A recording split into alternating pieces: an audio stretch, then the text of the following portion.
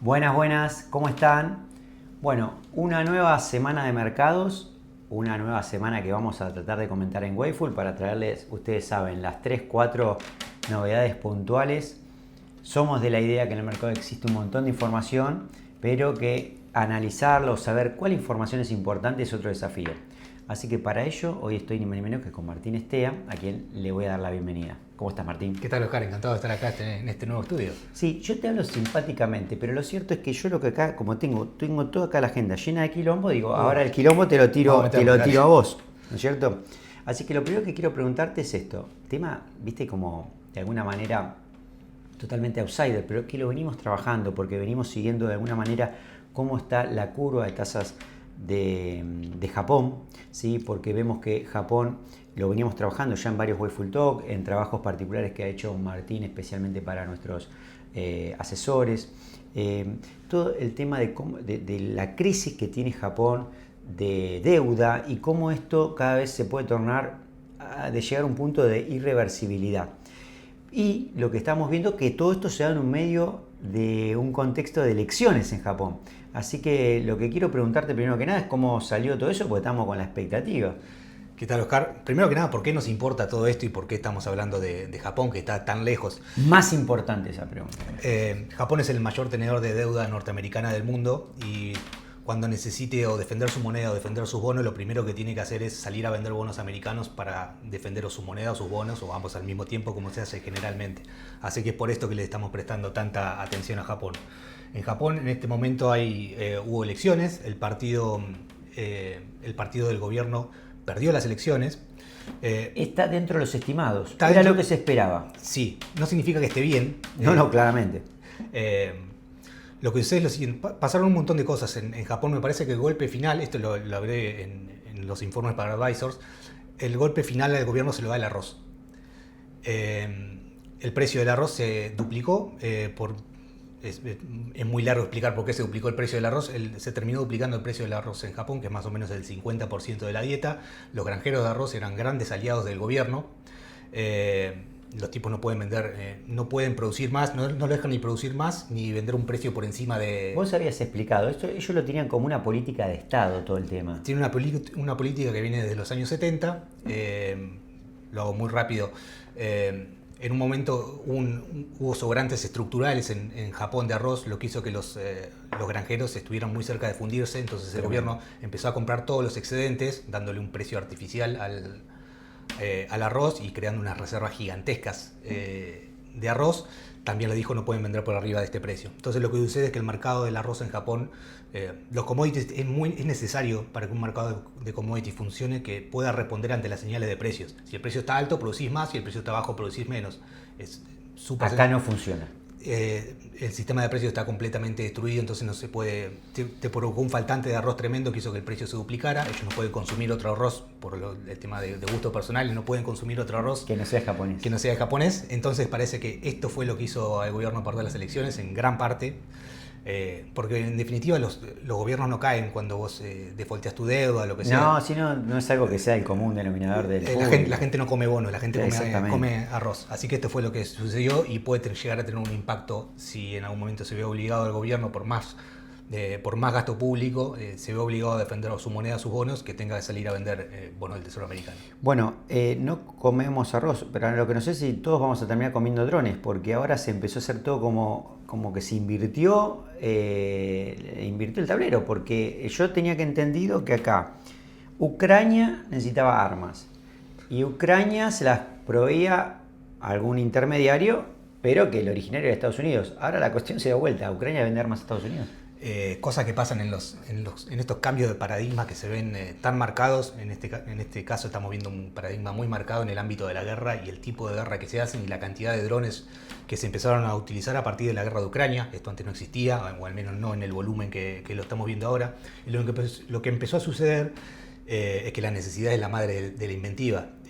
Los ucranianos mismos han desarrollado una tecnología de drones increíble, muy avanzada, que Estados Unidos, como no venía teniendo necesidad de tener drones, recién ahora están comenzando a adaptar su arsenal para incluir drones, no tienen la tecnología tan avanzada, entonces lo que están haciendo es comenzar a comprar drones y tecnología ucraniana a cambio de armas más pesadas. No, pero es impresionante. Increíble, eso. sí, como... Impresionante. Y otra cosa que me pareció impresionante es las últimas novedades de Gaza, que de alguna manera lo que estamos viendo ahí en el conflicto es como que Israel pretende mudar los ciudadanos de Gaza, está lloviendo Etiopía o otros países, Egipto, digo, ¿cómo estás viendo el conflicto en Gaza? Me parece que lo interesante de acá desde un punto de vista más teórico, político, es ver cómo se abre la ventana de Overton y cómo cosas que parecían inaceptables o increíbles empiezan a ponerse a decir, bueno, esto empezó cuando Trump dijo, no sé si te acordás, que iba a tomar Gaza, iba a poner una especie de, iba a hacer un Disney gigante, que parece ridículo, no solo parece ridículo, es ridículo, pero es algo que hace que todos los que están alrededor, que todos los países que están alrededor de la Franja de Gaza nunca quisieron recibir refugiados de Palestina, ahora empiezan a decir, che, si este tipo en realidad va a hacer esto, bueno, tal vez tengamos que pensar a ver cómo hacemos para recibir a estas personas. Me parece que desde ese punto de vista fue muy inteligente, no sé si lo hizo a propósito o no, pero se empezó a discutir entre los países árabes si es posible empezar a recibir expatriados sí. De Gaza. Hubo mucho problema porque en su momento Jordania recibió un montón de refugiados palestinos y casi le terminan volteando al gobierno. Claro, es heavy porque tenés que absorber todo. Tenés que absorber todo, y es mucha cantidad de gente. Los países de Medio Oriente generalmente no están intensamente poblados. Entonces tenés que recibir una cantidad que es proporcionalmente muy elevada, pero al menos se está empezando a discutir algo que era impensado en su momento. No veo, avances en estos puntos. Y en guerra comercial, digo, teníamos como de alguna manera que, Argentina parece que está por llegar a algún tipo de acuerdo, estamos viendo. Hoy veíamos el enviado de Japón viajando a Estados Unidos para ver si lo puede resolver, pero algo que pensamos que teníamos resuelto era el tema con China, pero se incrementó de nuevo otra vez la escalada del conflicto. Sí, se le puso tarifas al grafeno chino. Me parece que lo que quiere hacer Estados Unidos, esto no sé si lo han visto, Estados Unidos, al igual que Argentina cuando se compró YPF, Estados Unidos se compró una empresa que era pública en el sentido americano de la palabra, o sea, una compañía que cotiza en bolsa, que se llama MP Materials, que es una de las pocas mineras de metales raros que hay en Estados Unidos. En Estados Unidos está lleno de metales raros, lo único que no se pueden extraer por regulaciones ambientales y demás. Entonces el gobierno americano se compró, lo hizo prolijamente, no lo hizo como hizo Argentina, fue al mercado, fue al board, le dijo, me interesa comprar estas acciones, está bien, se hizo una oferta pública y se compró el 51% de la compañía. O sea, fue al mercado a comprarse la Fue compañía. Al mercado como corresponde. No fue al Congreso. No. Fue al mercado, fue a la compañía, le dijo, che, ¿les interesa? Le pago un 20% arriba de lo que vale ahora. Los accionistas votaron, dijeron que sí. Ahora Estados Unidos tiene una compañía de materiales raros. Y lo que quiere hacer, me parece, es que se empiecen a extraer materiales raros dentro de Estados Unidos. Y es por eso que se le empieza a poner tarifas al grafeno. Ya se le había puesto al cobre. ¿Y por qué al cobre? Es que si no es un metal raro. Generalmente cuando vos tenés una mina de cobre, cuando estás sacando cobre, entre toda esa tierra y porquería que sacás hay un montón de metales raros. Así que tremendo. También tiene sentido por ese lado. Me parece que está yendo, no sé si no lo dijeron nunca explícitamente, a mí me parece relativamente claro, se compran esta empresa de metales raros, le empiezan a poner tarifas a metales raros, le ponen tarifas al cobre, así que me parece que Estados Unidos intenta despegarse de la dominancia de China del mercado de metales raros, que tiene el 80%, si mal no recuerdo, y va a intentar, porque si no te tienen agarrado del cuello. Siempre. No, si tienen el 80%, tienen ellos. Sí. No, está clarísimo. Nosotros venimos discutiendo, trabajamos toda la parte presupuestaria a través del seguimiento que le hicimos a la Big Beautiful Bill, ¿no? Que se sancionó felizmente el 4 de julio, como de alguna manera se lo imaginaba Trump y finalmente ocurrió.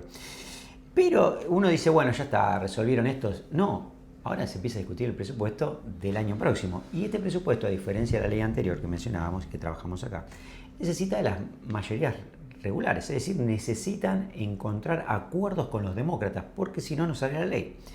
Ahora, otra vez se volvió a empantanar todo esto, ¿no? Porque estuvo habiendo por parte de los republicanos un pedido grande de recortes. Sí, es que falta mucho tiempo y más que nada en cuestiones presupuestarias van a estar muy alejadas las posiciones y van a tender a acercarse recién, faltando muy poquito para la fecha. De hecho, es muy posible que parezca que esto no tiene ningún tipo de solución hasta un día antes. Son así las negociaciones presupuestarias, no es algo que me sorprenda, tampoco me parece que esté mal. No, pasó hasta con Obama, que era más conciliador y todo. En la teoría de las ciencias políticas, una buena negociación es una donde las dos partes se van disconformes, pero aún así firman un trato. Excelente, excelente. Bueno, yo por último, digo, quería dejarle como una nota de color para Wayful Talk, pero lo que pasa es que sí, es verdad que en los portafolios nosotros tenemos criptoactivos, concretamente Bitcoin y demás.